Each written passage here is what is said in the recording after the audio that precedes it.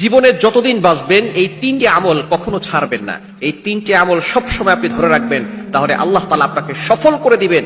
আল্লাহ তাআলা আপনাকে কখনো আটকে রাখবেন না এবং আপনার জন্য সকল রাস্তা প্রশস্ত হয়ে যাবে। এটা আল্লাহ তাআলা নিজে পবিত্র কোরআনুল কারীমের ভিতরে বলে দিয়েছেন। এই তিনটি আমল আপনি কখনো ছাড়বেন না।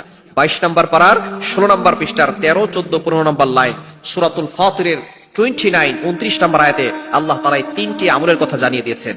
এই তিনটি আমল যদি আপনি করতে পারেন, তাহলে আপনি আল্লাহর সাথে চুক্তি করতেছেন, আল্লাহর সাথে ব্যবসা করছেন, আর এই ব্যবসায় আপনি কখনো লসে পড়বেন না। আল্লাহ তাআলা আপনাকে দুনিয়াতেও সফলতা দান করবেন, আখিরাতেও আল্লাহ তাআলা আপনার জন্য সফলতার ব্যবস্থা করে দিবেন। জাহান্নাম থেকে মুক্তির ব্যবস্থা করে আল্লাহ তাআলা জান্নাতের ব্যবস্থা করে দিবেন। আল্লাহ পাক রব্বুল আলামিন নিজে বলে দিয়েছেন তিনটি আমলের কথা। সূরা ফাতিরের 29 নম্বর আয়াত আল্লাহ তাআলা বলছেন, ইন্নাল্লাযীনা ইয়াতলুনা কিতাবাল্লাহ। 1 নাম্বার হচ্ছে আল্লাহর কিতাবের তেলাওয়াত করা, আল্লাহর কোরআনের তেলাওয়াত করা। আমরা আল্লাহর কোরআনের তেলাওয়াত করতে চাই না। যুগের পর যুগ চলে যায়, কোরআনটাকে ধরে যে একটু চুমু খাবো সেই সময়টুকু আমাদের হয় না। কোরআনটাকে ধরে যে একটু বুকের সাথে লাগাবো সেই সময়টুকু আমাদের হয় না। কোরআন তো আল্লাহর কথা, আল্লাহর কালাম। আপনি সব কিছু করতে পারেন, কোরআনটা পড়তে পারেন না। আপনার ব্যবসা বাণিজ্য ঠিক মতো চলতেছে সেটা আপনি করতে পারেন, কিভাবে সন্তানকে পরিচালনা করতে হবে সেটা আপনি জানেন, কিভাবে স্ত্রীর সাথে ভালো ব্যবহার করতে হবে এবং স্ত্রীর পেট বাঁচাতে হবে, স্ত্রীর পেট, সন্তানদের পেট, নিজের পেট কিভাবে বাঁচাতে হয় সেটা আপনি খুব ভালো করে জানেন, ব্যবসায় কিভাবে লাভবান হতে হয় সেটা আপনি জানেন, কোনভাবে টাকা ঘরে আসবে সেটা আপনি ভালো করে জানেন, কিন্তু আপনি কোরআনটা পড়তে পারেন না। এই কোরআন হচ্ছে আল্লাহর কিতাব, আল্লাহর কালাম। কোরআন হচ্ছে এমন কিতাব যে কিতাবের দিকে তাকালেই সওয়াব হয়, আপনি পড়েন আর না পড়েন তাকালেই সওয়াব হয়।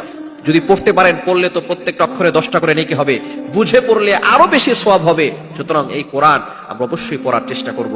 জীবনে যতদিন বাঁচবেন 1 নাম্বার আমল হচ্ছে আল্লাহ নিজে বলে দিয়েছেন যে আপনি কোরআন তেলাওয়াত করা ছাড়বেন না। আপনি দৈনিক 5 পৃষ্ঠা হলেও তেলাওয়াত করবেন, 2 পৃষ্ঠা হলেও তেলাওয়াত করবেন।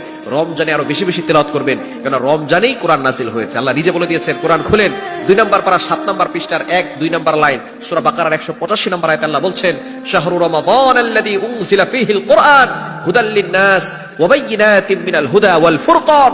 আল্লাহ পাক রব্বুল আলামিন জানিয়ে দিয়েছেন যে এই কোরআন রমজান মাসে নাজিল হয়েছে। সুতরাং রমজানের বরকত এতটা বেশি হয়েছে কোরআনের কারণে। সুতরাং 1 নাম্বার হচ্ছে ইন্নাল্লাযীনা ইয়াতলুনা কিতাবাল্লাহ, আল্লাহর কিতাবের তেলাওয়াত করা।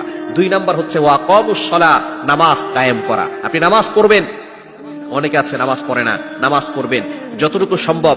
যেখানেই থাকেন না কেন আপনি ফরজ নামাজ কখনো মিস করবেন না। আপনি যেখানেই থাকেন না কেন আপনি নামাজ পড়বেন, আপনি নামাজ নিজে পড়বেন, আপনার পরিবারকে নামাজ পড়তে বাধ্য করবেন। তাহলে 2 নাম্বার হচ্ছে নামাজ কায়েম করা, ওয়া আকামুস সালাহ। এবং 3 নাম্বার হচ্ছে ওয়া আনফাকু মিম্মা রাযাকনাহুম সিররা ওয়া আলানিয়া।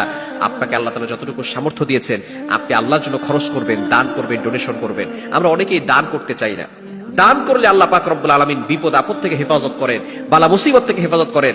এবং কোনো কারণে যদি আল্লাহ তাআলা কোনো বান্দার প্রতি রাগান্বিত হয়ে যান, তাহলে আল্লাহ পাক রব্বুল আলামিন যদি সে দান করে আল্লাহকে সন্তুষ্ট করার জন্য, আস-সাদাকাতু তুতফিউ গাদাবার রব্বি ওয়া তাদফাউ মিতাতাস-সু, আল্লাহ পাক রব্বুল আলামিন ওই বান্দার প্রতি সন্তুষ্ট হয়ে যান, বলেন সুবহানাল্লাহ। এজন্য অবশ্যই আমরা দান করব।